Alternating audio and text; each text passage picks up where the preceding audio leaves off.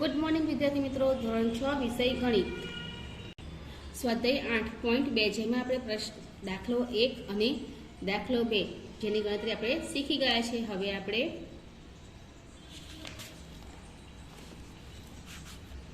પ્રશ્ન 3 શીખવાનું છે કે નીચેના દશાંશની સ્થાન કિંમતને કોષ્ટક બનાવીને લખો। જેમાં પહેલો દાખલો છે 0.29। આપણે દશાંશની સ્થાન કિંમત બનાવી કોષ્ટક લખવાનું છે, જે આપણે નોટબુકમાં ગણતરી કરવાની છે। તો જો નોટબુકમાં આપણે પહેલી ગણતરી છે 0.29। 0.29ની ગણતરી તમારે દર્શાવવાની છે। પહેલાં આપણે એની સ્થાન કિંમત શોધીશું, ત્યાર પછી આપણે એને કોષ્ટકમાં દર્શાવીશું। તો પહેલાં આપણે ગણતરી કરી લઈએ કે અહીંયા એકમ દશક અને ત્રણ એકમની સ્થાન કિંમત છે, એટલે અહીંયા જુઓ 0 ગુણ્યા 1 લખીશું। 2 દશાંશના સ્થાનમાં છે એટલે 2/10 અને 9 100ના સ્થાનમાં છે એટલે 9/100 થશે। પહેલાં આપણે એની ગણતરી કરી રાખીએ। ત્યાર પછી બીજી કોષ્ટ છે બીમાં 2.08। તો એમાં પણ આપણે જોઈશું 3 સંખ્યાના અંકો છે, એટલે આપણે 2ને 1 વડે ગુણીશું। 0 દશકના સ્થાનમાં એટલે 0/10 વત્તા 8/100 આપણે એની કિંમત શોધી। હવે સી છે 19.60 તમને કીધા છે, તો 19.60માં આપણે પહેલાં દશાંશ એને 10 વડે દશક વડે ગુણીશું, એટલે 1 ગુણ્યા 10 થશે, વત્તા 9 એ દશકના સ્થાનમાં છે એટલે 9 ગુણ્યા 1 થશે। 6 દશાંશના સ્થાનમાં છે એટલે 6 ગુણ્યા 10 અને વત્તા શૂન્યના સ્થાનમાં આપણે 100 લખીશું। આ પ્રમાણે પહેલાં સંખ્યા છૂટી પાડી। હવે ત્રીજી સંખ્યા આપણે એને પછીની સંખ્યા લઈએ 148.32। તો જુઓ અહીંયા 1 એ 100ના સ્થાનમાં છે એટલે 1 ગુણ્યા 100 લખ્યા। 4 દશાંશના સ્થાનમાં છે દશકના સ્થાનમાં એટલે 4 ગુણ્યા 10 વત્તા 8 એકમના સ્થાનમાં છે એટલે 8 ગુણ્યા 1 લખીશું। 3 દશાંશના સ્થાનમાં છે એટલે 3 ગુણ્યા 10 અને 2 શતાંશના સ્થાનમાં છે એટલે 2 વત્તા 100 લખીશું અહીંયા। આ ડીનો જવાબ થયો। હવે ઈનો જવાબ આપે છે 200 ગુણ્યા 812। હવે જુઓ આની ગણતરી લખાવીશું તો 2 એ 100ના સ્થાનમાં છે એટલે 2 ગુણ્યા 100 લખીશું। 0 દશકના સ્થાનમાં છે એટલે 0 ગુણ્યા 10 વત્તા 1 0 એકમના સ્થાનમાં છે એટલે 0 ગુણ્યા 1 વત્તા 8 એ દશાંશના સ્થાનમાં છે એટલે 8/10 આવશે। 1 શતાંશના સ્થાનમાં છે એટલે 1/100 વત્તા 2 એ સહસ્ત્રના સ્થાનમાં છે એટલે 2/1000 આવશે। તો આ પહેલાં આપણે સંખ્યા છૂટી પાડી। હવે જુઓ તમારે કોષ્ટકમાં આ રીતે એનો જવાબ લખવાનો છે। તમને કોષ્ટક બનાવવાની સૂચના આપી છે, એટલે સંખ્યાનું વિભાજન કરી નાખ્યું આપણે। હવે સંખ્યા દર્શાવે તો એમાં જુઓ આપણો સંખ્યા છે 0.29। તો જુઓ 100 અને દશકના ખાનામાં કંઈ નથી એટલે 0 લખી નાખ્યું આપણે। પછી એકમના ખાનામાં પણ 0 આવશે, દશાંશના ખાનામાં 2, શતાંશમાં 9 અને સહસ્ત્રાંશના ખાનામાં 0 આવશે। એવી રીતે બીજી સંખ્યા આપણી હતી 2.08 હતા, જેમાં 100ના સ્થાનમાં કોઈ સંખ્યા નથી, દશકના સ્થાનમાં પણ કોઈ સંખ્યા નથી, એકમના સ્થાનમાં આપણને 2 આપ્યા છે। પછી દશાંશના ખાનામાં 0, શતાંશના ખાનામાં 8 છે, સહસ્ત્રના ખાનામાં કાંઈ નથી એટલે આપણે 0 લખ્યું છે। એવી રીતે સીની સંખ્યા હતી આપણી પાસે 19.60। એમાં પણ 100ના સ્થાનમાં આપણી પાસે કોઈ સંખ્યા નથી એટલે આપણે 0 લખ્યા છે। 1 દશકના સ્થાનમાં છે, 9 એકમના સ્થાનમાં, 6 દશાંશના સ્થાનમાં છે, 0 શતાંશના સ્થાનમાં અને ફરી 0 લખીશું એ સહસ્ત્રના સ્થાનમાં આવશે। એવી રીતે ડીની સંખ્યા આપણી પાસે છે 148.32, જેને આપણે ગોઠવીશું તો પહેલાં 1 છે જે 100ના સ્થાનમાં છે, 4 દશકના સ્થાનમાં, 8 એકમના સ્થાનમાં, 3 દશાંશના સ્થાનમાં છે અને 2 શતાંશના સ્થાનમાં છે। સહસ્ત્રના સ્થાનમાં કોઈ સંખ્યા નથી એટલે આપણે 0 લખ્યું છે। એવી રીતે ઈની આપણી રકમ છે 200.812। તો જુઓ આ 2 100ના સ્થાનમાં છે એટલે આપણે 2ને 100ના સ્થાનમાં લખ્યા। દશકના સ્થાનમાં 0 છે, એકમના સ્થાનમાં પણ 0 છે, દશાંશના સ્થાનમાં 8, શતાંશના સ્થાનમાં 1 અને 2 એ સહસ્ત્રના ખાનામાં છે। તો આ પ્રમાણે તમારે પ્રશ્ન 3ની સ્થાન કિંમતની ગણતરી કરવાની છે અને કોષ્ટક મેં તમને દર્શાવ્યું છે એ પ્રમાણે તમારે લખી જવાબ દર્શાવવાના છે। દાખલા નંબર 4, નીચેના દરેકને દશાંશ સ્વરૂપે દર્શાવવાના છે। તમને સંખ્યા લખીને આપી છે અને આપણે દશાંશ સ્વરૂપે દર્શાવવાનું છે। તો જુઓ પહેલાં તમને સંખ્યા આપી છે 20 વત્તા 9 વત્તા 4/10 વત્તા 1/100। આ દરેક સંખ્યાને આપણે દશાંશ સ્વરૂપે દર્શાવવાની છે। તો જુઓ આપણે ગણતરી કરીએ કે 20 વત્તા 9, પહેલાં જુઓ આ બે સંખ્યાનો સરવાળો કરીશું। 20 વત્તા 9 એટલે 29 થશે, એટલે 29 લખ્યા આપણે। હવે 4 દશાંશને આપણે છૂટા પાડે એટલે 4 ગુણ્યા 1/10 થશે અને 1ને આપણે 100 વડે ગુણાકાર કરીશું શતાંશ વડે એટલે 1 ગુણ્યા 1/100 થશે। તો અહીંયા જુઓ બે સંખ્યાનો સરવાળો થયો 29 બરાબર છે। પછી 4 છેદમાં 1 4 ગુણ્યા 1 છેદમાં 10 એટલે 0.4 અને 1 ને આપણે 100 વડે ગુણતા 0.01 દશાંશ સ્વરૂપમાં લખાશે। આ બધા જ અંકોને આપણે ભેગા કરી બનતી સંખ્યા લખીશું 29.41 આપણો જવાબ આવશે। બીજી સંખ્યા છે આપણી પાસે 137 વત્તા 5 છેદમાં 100 એટલે 5 શતાંશ છે। હવે 5 શતાંશ છે એટલે આપણે સંખ્યા છૂટી પાડીશું। તો જુઓ તમને અહીંયા સંખ્યા આપી છે 137 વત્તા દશાંશના સ્થાનમાં કોઈ સંખ્યા એટલે 0 ગુણ્યા 1 છેદમાં 10 લખ્યા છે અને શતાંશમાં આપણી પાસે 5 ગુણ્યા 1 છેદમાં 100 છે। હવે 137 વત્તા દશાંશનો ગુણાકાર 1 ગુણ્યા 10 છે એટલે 0 જ થશે અને અહીંયા 5 ને 100 વડે ગુણીશું એટલે 5 છેદમાં 100 થશે જવાબ। એટલે 137 તો આપણી પાસે છે સંખ્યા વત્તા 0 અને આને દશાંશ સ્વરૂપમાં ફેરવીશું એટલે 5 છેદમાં 100 છે અને મૂળ સ્વરૂપમાં લાવતા 0.05 દશાંશ શતાંશ થશે। એટલે આ અંકને આપણે જવાબમાં તરીકે લખીશું 137.05 આ પ્રમાણે એનો જવાબ લખાશે। એવી જ રીતે ત્રીજી સંખ્યા તમને આપી છે જો 7 છેદમાં 10 વત્તા 6 છેદમાં 11 છે વત્તા 4 છેદમાં 1000 છે।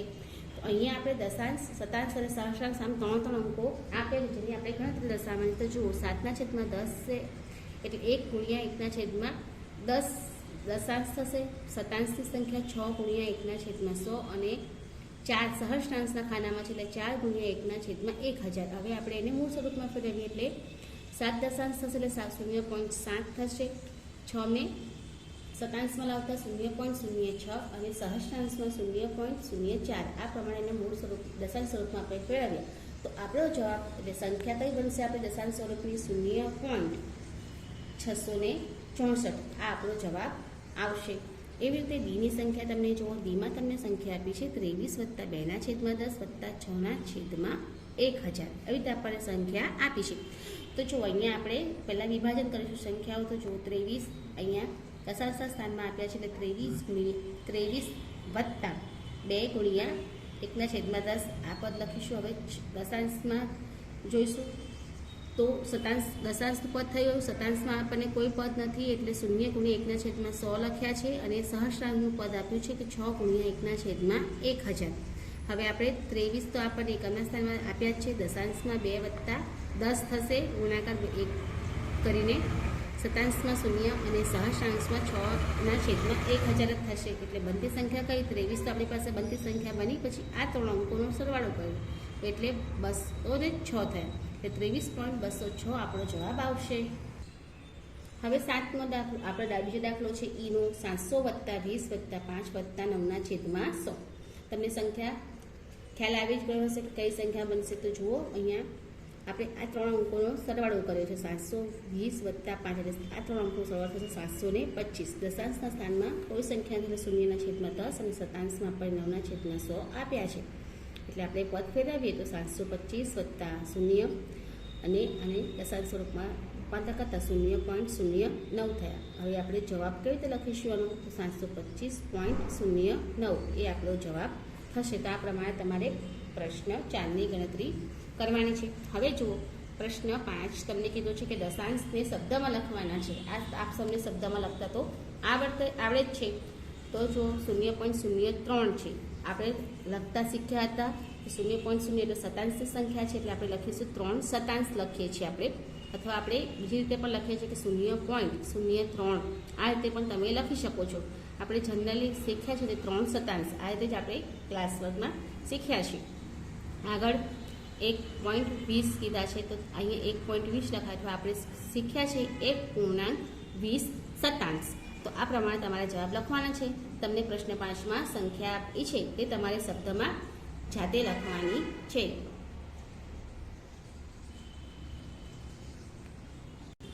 હવે પ્રશ્ન 6 જોઈએ આપણે કે સંખ્યા રેખા ઉપર દશાંશ સ્થાન કયા બે બિંદુ વચ્ચે છે તેની તમારે સંખ્યાઓ દર્શાવવાની છે કે બે વચ્ચે કઈ સંખ્યા છે તે આપણે દર્શાવવાની છે। આગળ આપણે સંખ્યા રેખા ઉપર દર્શાવી શીખ્યા છે કે સંખ્યા રેખા ઉપર 0 અને 1 ની વચ્ચે જે અંકો આપ્યા હોય તે આપણે દર્શાવ્યા હતા। તો અહીંયા પણ આપણે એ જ પ્રમાણે પદ્ધતિથી દાખલો ગણવાનો છે। તમને પહેલી પદ્ધતિ રકમ આપી છે કે 0.06 છે। હવે 0.06 જે આપણને આપ્યા છે એ 0.6 એ 0થી મોટી સંખ્યા છે અને 1થી નાની સંખ્યા છે। એટલે એ સંખ્યા 0.06 એ કોની વચ્ચે આવશે? જે આપણે લખવાનું છે કે 0 અને 1.1, 0 અને 0.1ની વચ્ચે આવશે. માત્ર કઈ સંખ્યા આવે એ તમારે દર્શાવવાનું છે. બીજી સંખ્યા છે 0.45. તો 0.45 એ પહેલાં કોની વચ્ચે આવે? તો એ પહેલાં કઈ સંખ્યા છે? 0.45 એ 0.4થી મોટી સંખ્યા છે અને 5થી નાની સંખ્યા છે. તમે માપપટ્ટી પર મેં તમને શીખવાડ્યું હતું કે 1 થી 10 અંકોના કાપા લઈ આપણે સંખ્યા દર્શાવી શકીએ છીએ. તો 0.4થી આપણે જોઈએ તો 0.4 પોઈન્ટ પછીના 4 કાપા હોય છે જે 5ની નજીકની સંખ્યા છે, એટલે 5થી એ નાની સંખ્યા કહેવાય છે. એટલે 0.45 એ 0.4 અને 0.5ની વચ્ચે આવે છે. આગળ છે 0.19. તો 0.19 એ કમથી મોટી સંખ્યા છે? 0.19 એ 1 અને 2, એટલે 0.1 અને 0.2ની વચ્ચે આવતી સંખ્યા છે. એટલે તે સંખ્યા આપણે દર્શાવીશું. આપણે શીખી ગયા છે કે પોઈન્ટ પછીના 2 કાપા લેવાના, બરાબર છે. અહીંયા ગાડી 1 કાપો અને ત્યાર પછી એના પછીની પોઈન્ટ પછીની બીજી સંખ્યા લેવાની છે. એટલે 0.19 એ કોની વચ્ચે આવશે? તો 1 અને 2 વચ્ચે. આ રીતે 0.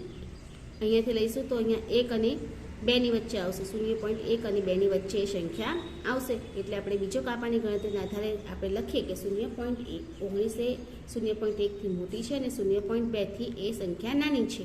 એટલે 0.1 અને 0.2ની વચ્ચે આવશે. એવી રીતે 0.66 કીધા છે. આ પોઈન્ટની ગણતરી છે. એટલે આપણે પહેલાં 0.66 એ 0.6 એટલે આપણે 6થી 7 વચ્ચેની સંખ્યા લેવાની છે અને તે 6 અને 7ની વચ્ચે આવશે.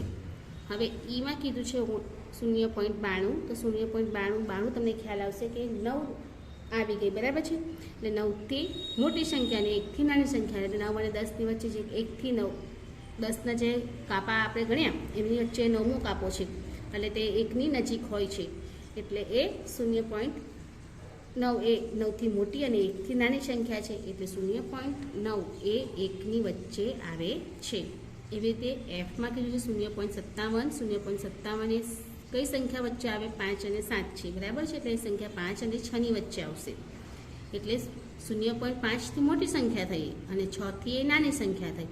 એટલે 0.57 એ 0.5 અને 6ની વચ્ચે આવે છે. તો આ પ્રમાણે તમારે માત્ર કઈ સંખ્યા શેની વચ્ચે આવે છે તે જ મેં દર્શાવ્યું છે. પ્રમાણે તમારે નોટબુકમાં લખવાનું છે. હવે જુઓ દાખલો 7, અતિ સંક્ષિપ્ત રૂપ આપો. આ દાખલા પણ આપણે શીખ્યા છીએ. તો પહેલો દાખલો છે આપણો 0.60. હવે 0.60 એ શતાંશ સ્વરૂપમાં છે, એટલે આપણે એને પહેલાં લખીશું 60/100. આપણે એના અવયવ પાડીશું સરખા. આપણે શીખી ગયા છે કે ઘડીઓ એક જ લેવાનું કે જેમાં 2 સંખ્યાના અવયવ પડે. તો મેં 20નો ઘડિયો લીધો છે, એટલે 20 તાળી 60 અને 20 પંચા 100. આ રીતે એને મેં છૂટા પાડ્યા છે. તો 20 સમાન છેદ છે એટલે મેં કાઢી નાખ્યા છે. તો 3/5 જવાબ આનો આવશે. એટલે 0.6નું અતિ સંક્ષિપ્ત 3/5 થશે. એવી રીતે જુઓ બીજી સંખ્યા છે આપણી પાસે 0.05. એટલે એને પણ આપણે દશાંશ સ્વરૂપમાં લખીશું. તો પહેલાં 5/100 થશે, 5 શતાંશ થશે. હવે જુઓ આપણે એને સીધો પણ ભાગાકાર કરી શકીએ કે આપણે એને 5 × 5 લખીએ અને 100ને પણ 1 વડે ગુણીએ થઈ શકે છે. અથવા આપણે 20નો વડે બોલીએ તો 20 પંચા 100 આપણે ભાગાકાર રીતે પણ કરી રાખીએ છીએ કે 5ને આપણે 100ને આપણે 5 વડે ભાગીએ તો 20 પંચા 100 થાય. એટલે આપણો જવાબ અહીંયા આવશે 1/20. હવે આગળ 0.75 છે, એ પણ શતાંશના સ્થાનમાં છે, એટલે આપણે એને સ્વરૂપમાં લખીશું 75/100. આપણે 25નો ઘડિયો લઈશું, એટલે 25 તાળી 75 અને 25 ચોક 100. સમાન 25નો છેદ આપણે કાઢી નાખીશું. એટલે જવાબ આપણો આવશે 3/4. 3/4 જવાબ આપણો આવશે. હવે ડીનો દાખલો જુઓ, તમને 0.18 આપ્યા છે. આ પણ શતાંશ સ્વરૂપમાં લખવાનું છે, એટલે 18/100 આપણે 100 લખ્યા. એટલે આપણે અવયવ પાડ્યા કે 9 દુ 18 થયા અને 100ને અવયવ 50 દુ 100 થયા. 2 સમાન છેદ છે, આપણે એને કાઢી નાખી દઈશું. છેદ કાઢી નાખ્યા પછી જવાબ આવશે 9/50. એટલે 0.18નું અતિ સંક્ષિપ્ત રૂપ આવશે 9/50. એવી રીતે આગળ 0.25 છે, અને પણ શતાંશ સ્વરૂપમાં લખીશું 25/100. આપણે સીધો જ ભાગાકાર કરી શકીએ છીએ કે 25 ચોક 100 થાય છે. એટલે આપણો જવાબ અહીંયા 1/4 આવશે. પાંચમું અને પછી છે 0.125. જો આ 4 અંકોની સંખ્યા છે, એટલે આપણે 125/1000 લખીશું. આપણે 125/1000 લખીએ તો 1000ને આપણે 8 વડે ભાગીએ તે 125 આવે એટલે અહીંયા 1/125 ભાગ્યા 8 કરીશું તો 1000 થશે એટલે 1/8 જવાબ આવશે. 125 1000 થાય એટલે આપણો જવાબ આવશે 1/8. હવે જી છે 0.066 તો 0.066 છે પણ સહસ્રાંકની સંખ્યા છે એટલે 66 ગુણ્યા 1000 આપણે છેદમાં લખીશું. આપણે એના અવયવ પડે 66ના અવયવ 33 × 66 થશે અને 1000ના અવયવ 500 ગુણ્યા 2 થશે. આપણે બે સમાન છે પદ છે એટલે એને છેદ અને આપણે કાઢી નાખીશું તો જવાબ આવશે આપણો 33/500. તો આ પ્રમાણે જીનો જવાબ આપણે આવશે 33/500. તો વિદ્યાર્થી મિત્રો અહીંયા આપણા 8.2ના દાખલાની ગણતરી આપણે કરી નાખી કે દાખલો 3થી કે દાખલા તમારે 7 સુધી 8.2ની ગણતરી કરવાની છે. તો જુઓ હવે 8.3 આપણે શીખ્યા છે. 8.3માં પણ આપણે કઈ સંખ્યા મોટી છે માત્ર ચિહ્ન દ્વારા આપણે દર્શાવવાનું છે અને તે આપણે શીખવાનું છે. જે આપણા ચોપડીના પાન નંબર 175 પર આપણું સ્વાધ્યાય છે જેની ગણતરી મેં તમને નોટબુકમાં કરી બતાવી છે.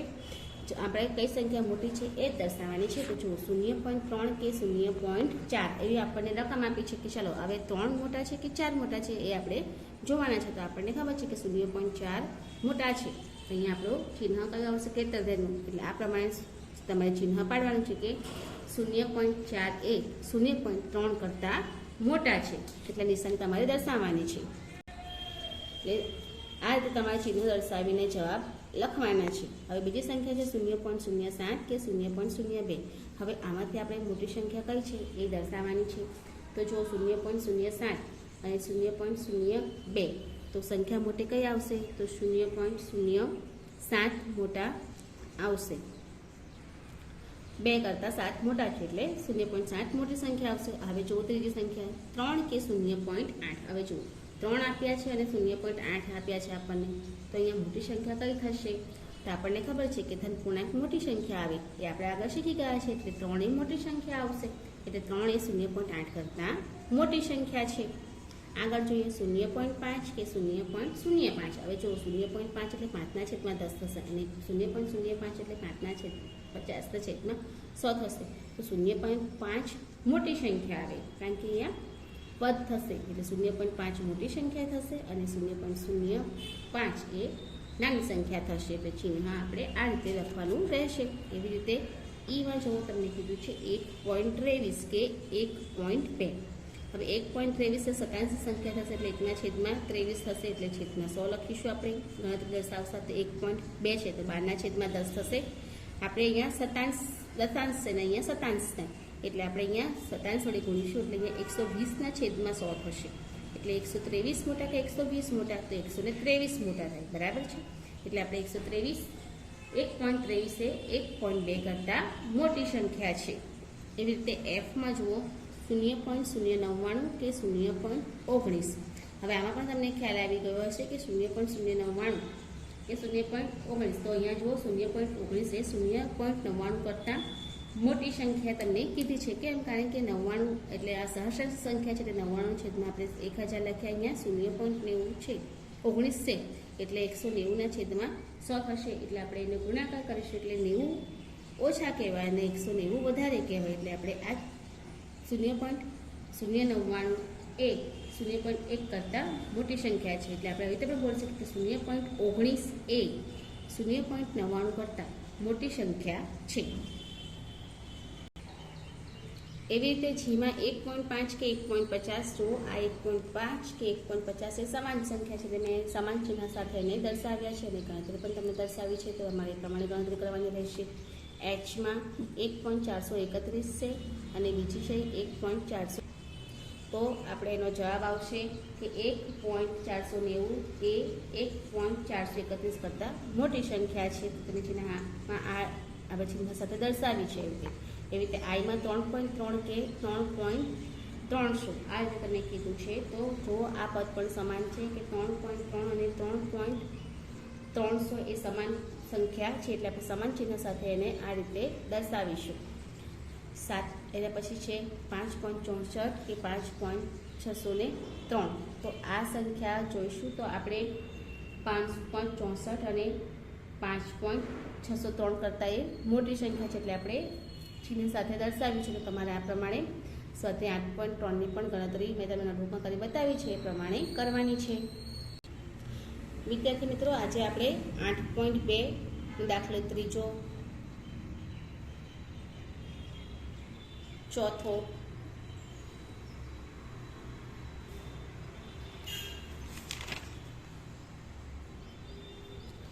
અને 5મા દાખલાની ગણતરી પણ કર્યા.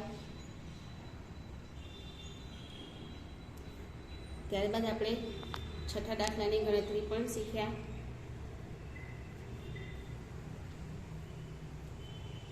7મા દાખલાની પણ ગણતરી શીખ્યા આપણે.